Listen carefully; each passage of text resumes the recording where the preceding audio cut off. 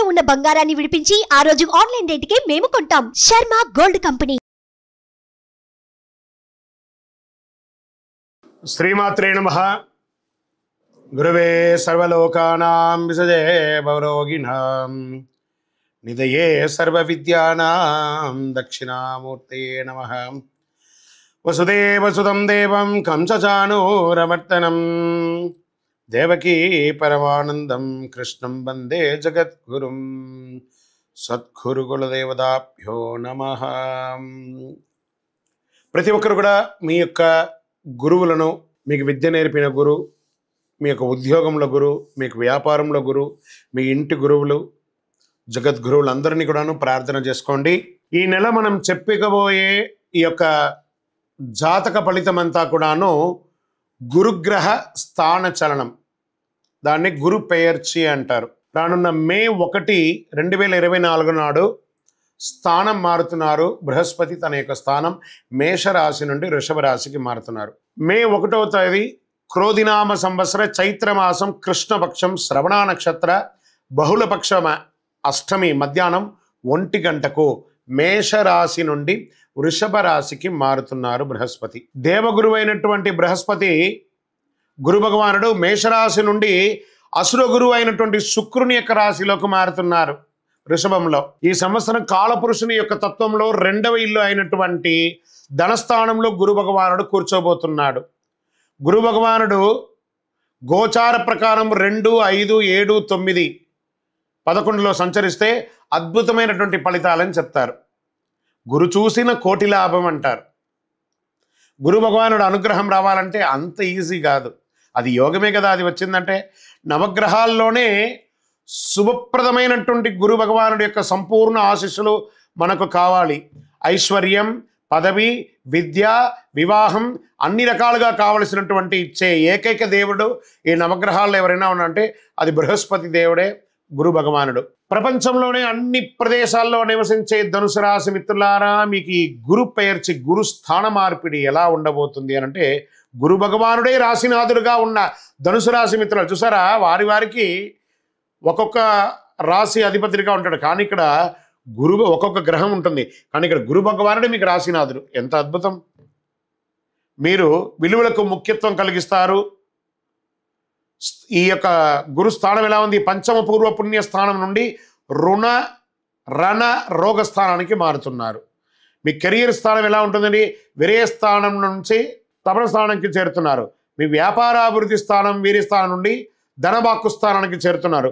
గురు భగవానుడు సంక్రమంలో మీ దేహాన్ని ప్రకాశవంతం చేస్తున్నారు.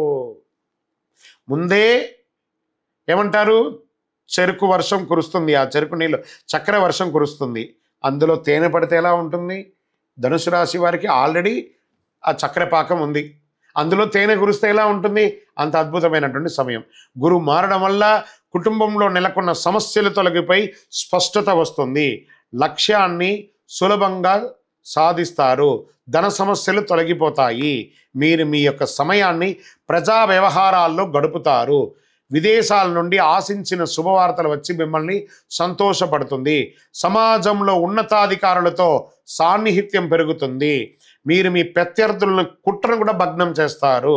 శారీరక రుగ్మతలు, పొట్టకు సంబంధించి, చర్మానికి సంబంధించి చిన్న చిన్న రుగ్మతలు వచ్చే అవకాశాలు ఉన్నాయి. స్కిన్ రిలేటెడ్గా కూడా కాస్త ఇబ్బందులు ఉన్నాయి, జాగ్రత్త.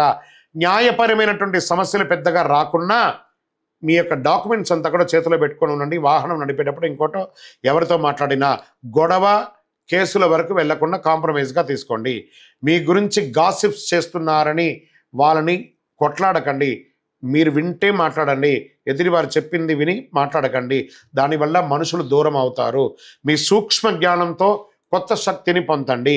మీరు కుటుంబంలో కలిసి విందులు మరియు వినోదాలు లేదా పర్యాటక స్థలానికి వెళ్తుంటారు. మీరు ఆర్థిక వ్యవస్థలో గొప్ప వృద్ధిని సాధిస్తారు. వ్యక్తిగత మరియు ఉమ్మడి వ్యాపారాల్లో బాగా రాణిస్తారు. వావ్, ఇది అద్భుతం. మీరు పోటీదారులను అధిగమిస్తారు. పోటీదారులు మిమ్మల్ని చూసి భయపడిపోయే ఒక సమయం ఇది. ఇల్లు బాగు చేయడం లాంటివి చేయండి. షేర్ మార్కెట్ మరియు స్పెక్యులేషన్ రంగంలో అధిక రాబడి. లాంగ్ టర్మ్లో, షార్ట్ టర్మ్, ఇంట్రాడే ఫ్యూచర్స్లో వెళ్ళి ఉన్నది కాస్త పోగొట్టుకోకండి. అనవసరపు ప్రయాణాలకి దూరంగా ఉండండి. ప్రయాణాలు చేసేటప్పుడు మీ యొక్క విలువైన వస్తువులు జాగ్రత్త. అలాగే మీరు ఉద్యోగం చేసేటప్పుడు ఉన్నతాధికారులను సంప్రదించి ముఖ్యమైన నిర్ణయాలు తీసుకుంటారు. ఉద్యోగులపై పై అధికారులు ఆగ్రహానికి గురయ్యే అవకాశాలు సంవత్సర ద్వితీయంలో ఉంది. కాస్త సాఫీగా ఉండండి. సహోద్యోగుల సహకారంతో అన్ని అడ్డంకులు తొలగిస్తారు. కొందరికి ఉద్యోగరీత్యా విదేశాలకు వెళ్ళడం కూడా జరుగుతుంది. వ్యాపారులకు కొత్త వ్యాపారాల ఎక్స్పాన్షన్ ఆఫ్ యువర్ బిజినెస్ ఉంటుంది. కొత్త ప్రాజెక్టులు అమలు చేయడం ద్వారా కస్టమర్ల దృష్టిని ఆకర్షిస్తారు. రాజకీయ నాయకులకి కొత్త పదవులు వస్తాయి. ప్రయాణాల లాభం కలిగిస్తాయి. మీరు అనుకున్నటువంటి యోగం మీకు వస్తుంది. శక్తివంతంగా పూర్తి చేస్తారు. అదే సమయంలో కార్యకర్తలు మిమ్మల్ని కొంత నిర్లక్ష్యం చేస్తారు. కాబట్టి వారి అవసరాలను తీర్చండి. రాజకీయ నాయకులారా, వారి కార్యకర్తలు ఉంటేనే మీరు బాగుంటారు కాబట్టి వారి అవసరాలు తీర్చండి. స్త్రీ పురుషులు ఇరువురు కూడా గురు సంచారంతో అదనపు ఆదాయాన్ని పొందుతారు. విలాసవంతమైన వస్తువులు కొనుగోలు చేయడంలో ఆనందిస్తారు. భార్యాభర్తలు ఒకరికొకరి ప్రేమానురాగాలను పెంచుకుంటారు. కుటుంబంలో శుభకార్యం చేసే అవకాశాలు ఉంటుంది. విద్యార్థులకు పై చదువుల కోసం వెళ్ళి మీరు అనుకున్న యూనివర్సిటీలో అద్భుతమైనటువంటి పొందుతారు. గురువారం నాడు మీ పరిహారం ఏంటి? గురువారం నాడు దక్షిణామూర్తికి మాల వేయండి, శనగల మాల వేయండి.